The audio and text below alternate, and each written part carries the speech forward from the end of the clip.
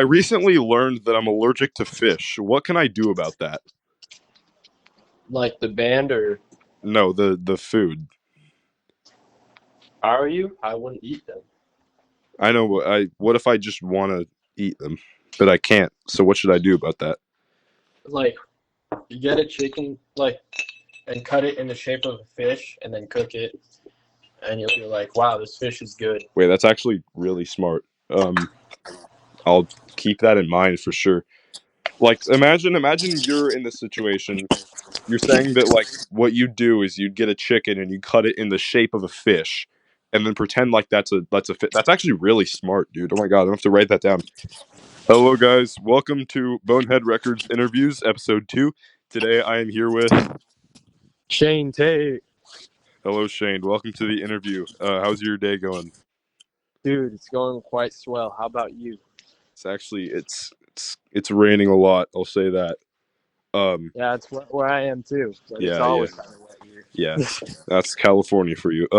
So today we're going to be asking him some questions and getting to know him and sharing you guys, um, the creativity that runs throughout the label. So, Shane, where would you say that most of your musical inspiration comes from? I don't know. I'd probably say 90% of it comes from Ween, and the other 10% is just, I don't know. I pull a lot of stuff out my ass. So, Shane, I know that you're a very good bass player. Your album Fungal Frequencies is a recording of you doing an improvisation on the bass. Where would you say most of your bass influence comes from? Who are your favorite like bass players? Um, that's a great question. Let me think here. I'd say like Les Claypool and stuff. He's Definitely, really yeah, talented. definitely. All right, next question. Shane, at what point in your life did you decide that you're gonna take on music as a career? Uh, Never. You cannot take on music as a career. Please elaborate. I plead the fifth. Next question. Shane, what should us fans see for the future of your musical career? Italy. You don't want to have too many tomatoes in all your food. I mean, come on. That's true. I think I'm allergic to tomatoes. Oh, Honestly, I think I'm allergic to tomatoes because every time I eat them, it makes my mouth like hurt and makes my gums I really love itch. this meatloaf, man. Same thing with Holy like shit. walnuts too. Walnuts make my mouth itch It's a lot. gotta be the best meatloaf I ever had. Yeah. Holy shit. So Shane, I know that you play bass. What kind of strings do you recommend? What brand of strings do you recommend for your bass? Jabba Joe. Please elaborate. No. All right, next question. So I've kind of ran into a brick wall in this situation, and I feel like these days I'm only listening to artists who are very uninteresting and boring and banal and insipid. So I was wondering if you could give me some recommendations of music that have had an impact on you that you think I could also be influenced by because I'm kind of hitting a brick wall here. So you're saying that modern day music is banal and insipid? Well, yeah, but words like that are hard to read, especially next to each other. Oh yeah. Well, so for me, I also agree that modern day composers can be quite banal and insipid. And as a modern day musician, it seems like it gets harder and harder to make anything original. Yeah. So that's just how it is for everyone, really, over the board. However, there is this guy, never got into music like this before until I heard this dude, but his name's Prod.Exile. He has a couple albums and a few singles out. He's still making music. He had an album last year released called Exile Owns You, which is like my favorite album so far I've heard made this year. So I'd recommend it. Oh yeah, I think I've heard a couple of songs from him. I think some of the people in this label could definitely relate to some of the songs. There's no chance they wouldn't take any inspiration from them. No kidding. Shane, next question. What are your favorite ways of discovering music? I mean, recently I think I told you I was banned from Rate Music and Discogs and a bunch of other of these sites because of my music tastes. So I was wondering, what are some good places you can use to discover music and discover new music? Uh, that's a good question.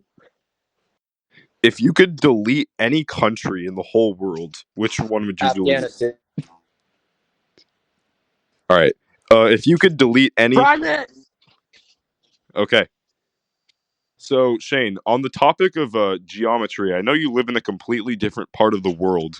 What do you think are some musicians who don't get enough hate these days?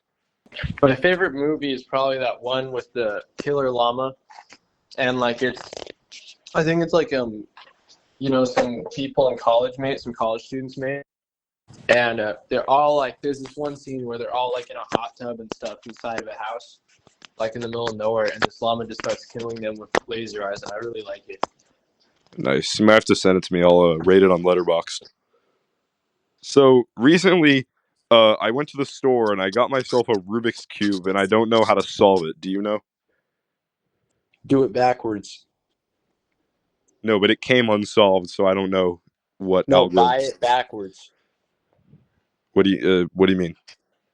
When you go there, you sell them the cube, and you tell them to fix it. Would they be the ones to solve it? What if the person at the register doesn't know how to solve it? What if there isn't a person at the register? Who would or what would be at the register? That's a great question. Who would be at the I mean, this is your idea. I mean, I expect you to have done this before. So I mean, there would be something at the register. I You mean, would if think, let's just yeah. say like if I bought the Rubik's Cube and it came unsolved, and then after I bought it, I immediately went back. Would the cashier just magically disappear? I mean, I can't give you a yes or no on that, man. But I thought you've done this before. yeah, but it's not always promising. I know, but you've done it before. Let's just say hypothetically there was a cashier. Would the cashier just magically disappear as soon as I bought the unsolved Rubik's Cube? And if the cashier disappeared, what would I do? If you were to disappear, then you're just out of luck. I mean, I don't want the Rubik's. Do you want the Rubik's Cube? Because I don't want it. Hell no. Okay. Next question. So I know these days music is kind of a sensitive subject to talk about with all of these terrible musicians. Which leads me to what's your favorite brand of water? Nalechovianka. What? All right, the water brand I like most is Nalechovianka. I've never heard of that before. What I country is know, that it's from? niche. It's niche, bro. What country is that from? Poland. So I was in biology and I heard that you can actually grow meat. So in that specific idea or that ideology, could you theoretically grow a piece of beef using pig DNA? I don't think a cow makes ham. No, I mean, but like, let's just say you got the cells of a pig and you rearranged them to make a cow and then killed the cow for the meat. Would it be pork? There's cells in prison.